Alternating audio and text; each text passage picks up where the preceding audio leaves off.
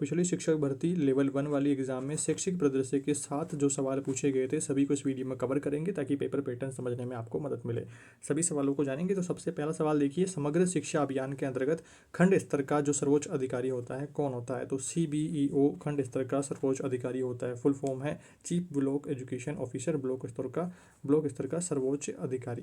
दूसरा सवाल था, प्राथमिक स्तर पर RTE अधिनियम 2009 द्वारा विनिर्दिष्ट छात्र शिक्षक अनुपात क्या रहा? तो छात्र शिक्षक अनुपात आप सभी जानते हैं 30:1, 30 छात्रों पर एक शिक्षक अनिवार्य रूप से होना चाहिए। RTE 2009 के अनुसार ये प्राथमिक स्तर पर 30 छात्र और एक शिक्षक का अनुपात होना चाहिए।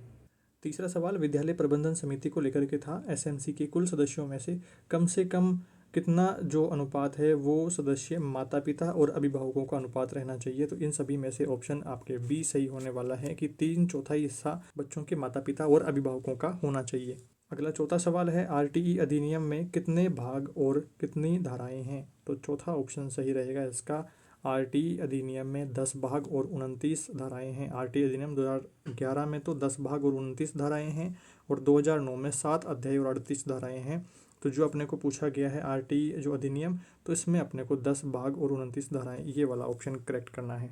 पांचवा सवाल पूछा गया निःशुल्क और अनिवार्य शिक्षा को लेकर के कि इसमें कितने आयु वर्ग के बालकों को निःशुल्क और अनिवार्य शिक्षा सुनिश्चित करी जाती है? तो 6 से 14 वर्ष के लिए निःशुल्क और अनिवार्य शिक्षा का मौलिक अधिकार बनाया गया है 6 से 14 वर्ष के लिए।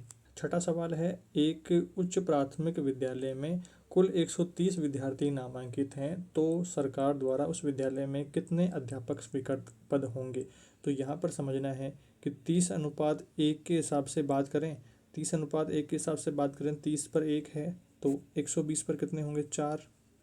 और 120 से ऊपर और 200 तक कितने होंगे? 5 होंगे। और यहाँ पर 200 से ऊपर में फिर वो प्रिंसिपल सर भी आ जाते हैं तो 6 टीचर वहाँ पर हो जाते हैं। तो इस प्रकार से अपने को समझना है कि बी ऑप्शन अपना करेक्ट होगा। यहाँ से थोड़ा सा इसमें करेक्शन कर लेना है। सातवां सवाल है, विश्वविद्यालय अनुदान आयोग यानी कि UGC की स्थापना किसकी सिफारिश पर करी गई है? तो इसका आंसर रहने वाला है स, विश्वविद्यालय शिक्षा आयोग की सिफारिश पर, जो कि जिसे राधाकृष्णन आयोग भी कहते हैं। तो ये कुल 7 सवाल थे जो पिछली शिक्षक भर्ती लेवल 1 में पूछे गए थे।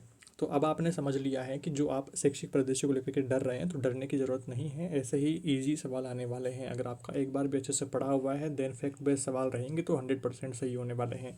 जल्द ही अपने चैनल पर शैक्षिक परिदृश्य के 1 लाइनर्स की क्लास आने वाली है, जहाँ पर आपको शैक्षिक परिदृश्य के महत्वपूर्ण जो पॉइंट रहेंगे वो 1 लाइनर फॉर्मेट में कवर करवा देंगे। तो सब्सक्राइब जरूर से कर लेना है। और कोई सवाल रहते हैं शैक्षिक परिदृश्य या किसी और सब्जेक्ट के रिगार्डिंग तो वो भी आप कमेंट्स में बताएंगे। तो कमेंट रिप्लाई देकर के आपके डाउट्स को दूर करने की कोशिश रहेगी। जल्दी मिलेंगे दोस्तों एक नई वीडियो में कुछ नई जानकारियों के साथ। वीडियो को लाइक करें, अपने दोस्तों के साथ में शेयर करें। Thank you for watching this video.